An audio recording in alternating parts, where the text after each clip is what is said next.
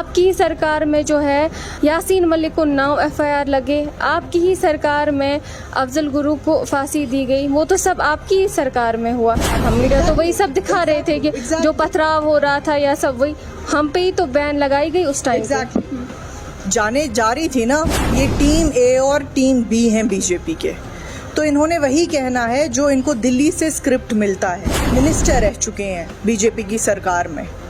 Team ए BJP के कोटा पे ही छोटे भाई बन के रहे और टीम बी महबूबा मुफ्ती जी की सरकार में मिनिस्टर है। पीपुल्स कॉन्फ्रेंस भाजपा की ए टीम है, अपनी पार्टी को आप बी टीम का नाम दे रहे हैं। 2 टीम्स हैं, ए और बी। हाँ, लेकिन आप पीडीपी को भाजपा की कौन सी टीम कहेंगे, क्योंकि पीडीपी की वजह से ही भाजपा कश्मीर आई, तो आप उसको कौन सी टीम बताएंगे? उसके बाद ये डिंडोरा पीटते रहे कि भाई हमने 370 हटा के दिखा दिया। हासिल क्या हुआ जम्मू कश्मीर को? उसके बाद हर स्टेटिस्टिक्स में आज हम जीरो में और टीम बी है, वो रेपरकशंस उन्होंने देखे हैं कि 19 में क्या हुआ है, किस तरह लोगों को जेल में भर दिया जाता है। आज उनको ये मालूम है कि कोई भी भाजपा के खिलाफ बात करे, मजाल है किसी की, 1 सेकंड में पीएसए, 1 सेकंड में यूएपीए, आपको कोई ना कोई एजेंसी आएगी। हमारे साथ मौजूद है सारा हयात, जो कि नेशनल कॉन्फ्रेंस की सोशल मीडिया इंचार्ज है। इनसे जानने की कोशिश करेंगे कि जो पीएचडी जो गुपकार एयरलाइंस है वो बनी थी 370 और 35 की अगर बात करें उसको रिवोक करने के लिए वो बनी थी, और उसी सब के बारे में हम इनसे जानने की कोशिश करेंगे। खुश आमदीद। हेलो। आप मुझे बताएं कि जो 300 जो गुपकार एयरलाइंस है जो 370 और 35 को रिवोक करने के लिए बनाई गई थी, 5 अगस्त के बाद ही वो बनाई गई। तो कुछ दिन पहले जो है उमर साहब का एक ट्वीट आता है जिसमें वो इशारा देते हैं कि जो भी इस एयरलाइंस में जितनी भी है पार्टीज़, उनको चाहिए कि वो अपनी अपनी पार्टीज़ की तरफ ध्यान दे। इस सब से क्या आप मतलब दिखाना चाहते हैं? जो उमर साहब का ट्वीट था वो ममता बनर्जी को लेके था, वाइस प्रेसिडेंशियल कैंडिडेट को लेकर था। उन्होंने ये कहा कि अगर ये इस वक्त ऑपोजिशन के कैंडिडेट को सपोर्ट नहीं करेगी ममता दीदी की पार्टी, तो फिर इससे ऐसे ही लग रहा है कि फिर हर पार्टी को अपना अपना जो है फ्यूचर वो देख लेना चाहिए, और ज़्यादा देर तक शायद इस अलायंस का समझ नहीं आ रहा। लेकिन वो पीएचडी को लेके नहीं था। पीएचडी जो है वो 370 के रेवोकेशन के लिए नहीं बनी थी। जब रिवोक हो गया 370, उसके बाद हमने कहा कि भाई ये जो लड़ाई है कॉन्स्टिट्यूशनल है, डेमोक्रेटिक है, लीगल लड़ाई है, ये हम लड़ेंगे, लेकिन इसमें सारे कश्मीर के तंजीमें साथ आने चाहिए, एक वॉइस में बात करेंगे। हम सब ने सुना है कि यूनिटी इज़ स्ट्रेंथ, तो जो कि सच बात है।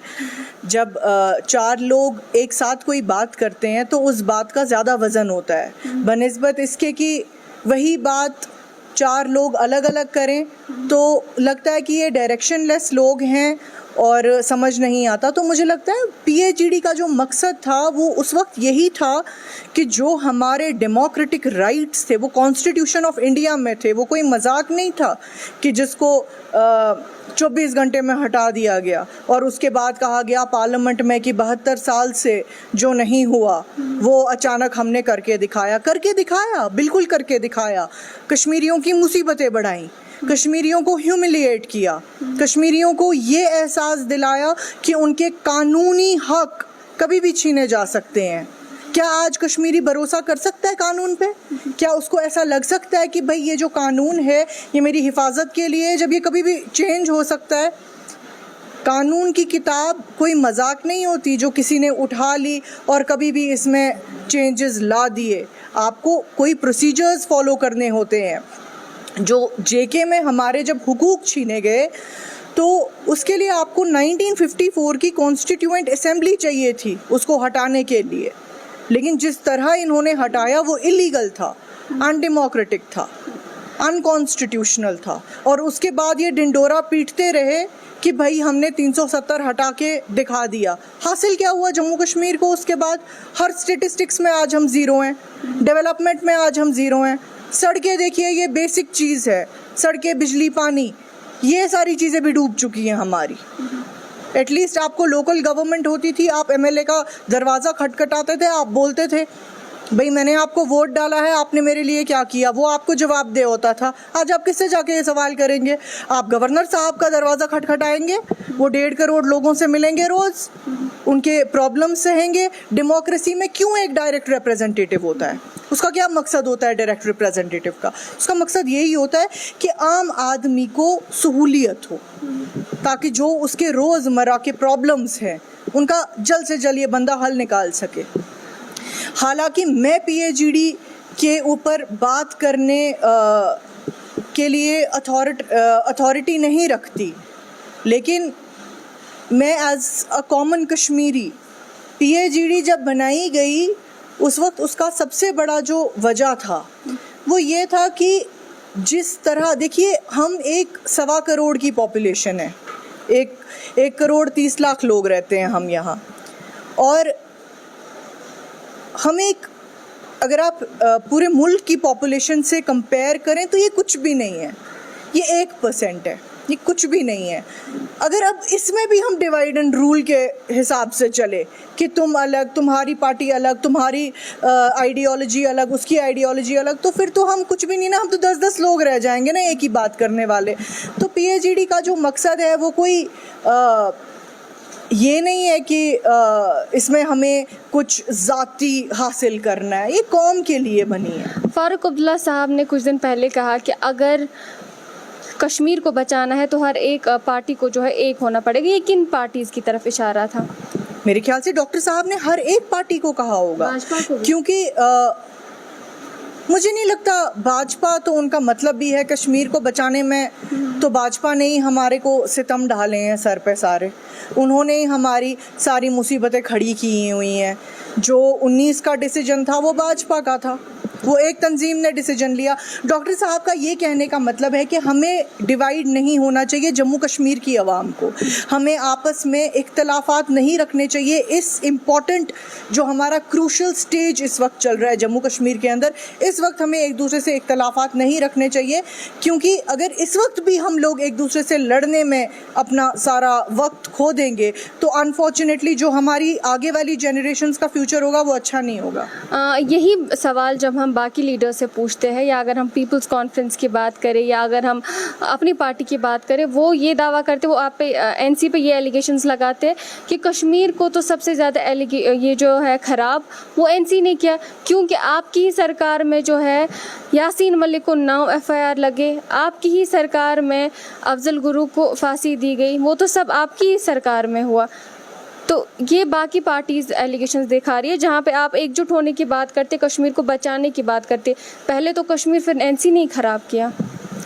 जैसे आपने खुद अपने सवाल में ही जवाब दे दिया कि ये पार्टीज़ कह रही हैं। हाँ, ये पार्टीज़ जो हैं ये टीम ए और टीम बी हैं बीजेपी के, तो इन्होंने वही कहना है जो इनको दिल्ली से स्क्रिप्ट मिलता है, तो ताकि ये यहाँ पर 4 वोट ले सके। अगर लेकिन आप इस सब के बारे में क्या कहेंगे कि जो इन्होंने आई विल आंसर। ये जो पार्टीज़ के बारे में आपने बात की, ये मिनिस्टर रह चुके हैं बीजेपी की सरकार में। टीम ए बीजेपी के कोटा पे ही छोटे भाई बन के रहे, और टीम बी महबूबा मुफ्ती जी की सरकार में मिनिस्टर रहे। अब आज ये उन्हीं लोगों को गालियां देते हैं। चलो मफाद, अपने पर्सनल मफाद के लिए ये लोग कुछ भी कह सकते हैं, उसमें मेरे को जाना ही नहीं है, क्योंकि चलो अगर इनको लगता है कि ऐसी वाली सियासत करके कश्मीर को ख़राब करके अगर इनको दिल में खुशी हो रही है तो मैं क्या कहूँ, वो इनका ज़मीर है और इनको अपने अल्लाह से मिलना है। आप लेकिन जब आप कहती हैं कि जितनी भी अगर एनसी ने 27 साल हुकूमत की है, जो आप 72 साल कहते हैं, क्योंकि आप मीडिया में हैं, आप लोगों को अच्छे से रिसर्च करना चाहिए। इट्स 27 ईयर्स, तो 27 साल के लिए एनसी हैज़ रूल्ड, तो आपको अक्सर कहना चाहिए 27 साल, ये नहीं कि 72 साल। तो ये वो वाली बात हो जाती है कि मतलब 27 और 72 में बहुत फ़र्क है, 50 साल का फ़र्क है। तो जितनी भी आप यहाँ पे JNK में आपने डेवलपमेंट देखी 96 से 2002 के दरमियान, मैं कहती हूँ जब 96 में यहाँ गवर्नमेंट बनी, यहाँ कुछ नहीं बचा था, यहाँ रोड नहीं थी, यहाँ स्कूल नहीं था, यहाँ कॉलेज नहीं था, यहाँ अस्पताल नहीं था। उस दौरान वो डॉक्टर फारूक अब्दुल्ला की सरकार ने बनाया है। और मैं नहीं कहती हूँ कि ये कोई बहुत बड़ा कोई एहसान किया है लोगों पे। हर हुकूमत जो भी आएगी, चाहे कोई भी इंसान हुकूमत में आए, उसको डेवलपमेंट करनी है। वो कोई एहसान नहीं कर रहा है लोगों को, वो सड़क दे रहा है, वो बिजली फराहम कर रहा है, वो अस्पताल की फैसिलिटीज़ दे रहा है, वो स्कूल दे रहा है। ये कोई एहसान नहीं है लोगों पे, ये उसका फ़र्ज़ है, उसको करना ही करना है। लेकिन कश्मीर एक पॉलिटिकल प्रॉब्लम है, यहाँ आपको ये पॉलिटिकल मसला ठीक करना है। आपने देखा है जो एक सफोकेशन आप जो आज लोकल पब्लिक में देखते हैं, लोग बात तक नहीं करते हैं। वो क्यों नहीं करते हैं? आप हमें बताएं कि उनको यूएपीए का डर है, हाँ, उनको पीएसए का डर है। एक सवाल, जब आप बात करते हैं कि फलाना पे एफआईआर लगे या कुछ हुआ, वो लॉ एंड ऑर्डर के इश्यूज होते हैं, वो सरकार नहीं लगाती है। जब आप कहती है कि पीपल्स कॉन्फ्रेंस भाजपा की ए टीम है, अपनी पार्टी को आप बी टीम का नाम दे रहे हैं। 2 टीम्स हैं, हाँ, ए और हाँ, बी। हाँ, लेकिन आप पीडीपी को भाजपा की कौन सी टीम कहेंगे? क्योंकि पीडीपी की वजह से ही भाजपा कश्मीर आई, तो आप उसको कौन सी टीम बताएंगे? देखिए, उस वक्त मुझे याद है जब 2015 में पहली बार इन्होंने भाजपा के साथ गवर्नमेंट बनाई, तो मुझे याद है इन्होंने कहा कि भाई जम्मू के लोगों का मैंडेट अगर हम ना देखें तो फिर जम्मू के लोगों का जो वोट है क्या वो ज़ाया है? क्योंकि जम्मू के लोगों ने अपनी सीटें जो हैं वो बीजेपी के नाम की थी, इनको कोalition बनानी थी। हालांकि न मैं पीडीपी की स्पोक्स पर्सन हूँ और ना ही मैं पीडीपी की मेंबर हूँ कि मैं उनको इस मामले में डिफेंड करूँ, लेकिन ये मैंने सुना है उनके कई सारी इंटरव्यूज़ में, और उसके बाद जिन डिबेट्स में मैं गई, उनके स्पोक्स पर्सन या लीडर्स ये अक्सर कहते थे कि जम्मू का जो मैंडेट था वो बीजेपी को था, कश्मीर का बहुत हद तक मैंडेट उस वक्त पीडीपी को था, तो हमें सरकार बनानी पड़ी। और उसका हमने फिर देख लिया, उसका नतीजा भी क्या निकला। हालांकि जेकेएनसी ने उस वक्त भी ये कहा था कि हम आपको अनकंडीशनल सपोर्ट देंगे, आप ये लीजिए, आप हुकूमत बनाइए, ना हमें मिनिस्ट्री चाहिए ना हमें कुछ भी चाहिए, आप सिर्फ हुकूमत बनाइए ताकि रियासत बची रहे। लेकिन शायद उस वक्त उन्होंने इसके रेपरकशंस नहीं देखे आते हुए कि क्या क्या हो सकता है। आज जो आपके टीम ए और टीम बी है, वो रेपरकशंस उन्होंने देखे हैं कि 19 में क्या हुआ है, किस तरह लोगों को जेल में भर दिया जाता है। आज उनको ये मालूम है कि कोई भी भाजपा के खिलाफ बात करे, मजाल है किसी की, 1 सेकंड में पीएसए, 1 सेकंड में यूएपीए, आपको कोई ना कोई एजेंसी आएगी सवाल जवाब करने। आप मुझे बताएं, आपको रगड़ो रगड़ो याद है कश्मीर का, जब रगड़ो रगड़ो था? पर्सनली मैं उस वक्त इंग्लैंड में पढ़ती थी, लेकिन हाँ हुआ था। हाँ, मेरा आखिरी सवाल आपसे रहेगा, जब आप ये पीएसए की बात करती है, बाकी सब चीज़ों की बात करती है, मैं आपको बताती चलूँ कि जब एनसी की हुकूमत थी तब रगड़ो रगड़ो हुआ, और एनसी की हुकूमत में अगर हम अपनी बात करें मीडिया वालों की, तो बहुत सारे चैनल्स को बंद किया गया क्योंकि हम इनके खिलाफ स्टोरीज़ करते थे। तो बहुत सारे ऐसे थे जिन्होंने अपनी नौकरी भी उन टाइम गंवाई। उस सब के बारे में आपके क्या तब पीएसए वीएसए नहीं था? क्या तब हमारे साथ जुल्म नहीं हुआ रगड़ो रगड़ो के टाइम पे? जब आप 2010 या 8 या 16 या 17 या 18 की बात करती हैं, आपको पता है उसमें जब पब्लिक एजिटेशन हो रही थी कितनी जानें गई? काफ़ी सारी। और तो मीडिया क्या था? मीडिया तो वही सब दिखा रहे थे कि जो पथराव हो रहा था या सब वही, हम पे ही तो बैन लगाई गई उस टाइम। जाने जा रही थी ना उनको। उस वक्त जब फाइनली 3-3 महीने 4-4 महीने एजिटेशन जब नहीं रुकी, तब आप क्या कर सकते थे? आप 2019 को उसके साथ कंपेयर नहीं कर सकते हैं। जब आपकी एजिटेशन उस दिन शुरू हुई और लोग मारे गए, और आप जब मैं मीडिया के ऊपर किसी भी बैन को प्रमोट नहीं कर रही हूँ, ना ही मैं उसको डिफेंड कर रही हूँ, ना ही मैं उसको जस्टिफाई कर रही हूँ। अगर मीडिया के ऊपर कभी भी बैन लगा है वो फ्रीडम ऑफ स्पीच पे लगा है, नहीं लगना चाहिए था। लेकिन मुझे नहीं लगता कि उस वक्त उनको और कोई रास्ता मिला होगा पैशंस को थोड़ा कम करने में, कूल डाउन करने में। मुझे नहीं लगता सरकार के पास उस वक्त कोई रास्ता बचा था। I as a student in England, I used to watch Kashmir news very very religiously and I used to feel कि भाई ये कैसे रुकेगा, इज़ देयर अ वे, या लोग मरते ही रहेंगे। क्योंकि यहाँ से जब आप आर्म्ड फोर्सेस के ऊपर किसी भी तरह का उनको लगता है कि भाई आपने पत्थर चला लिया या कुछ कर लिया, तो कभी कभार ऐसा होता है कि वो गोली चला देते हैं। अब जब वो दिखाया जा रहा था, वो 2 दिन 3 दिन 4 दिन नहीं, वो 3-4 महीने तक चलती रही एजिटेशन।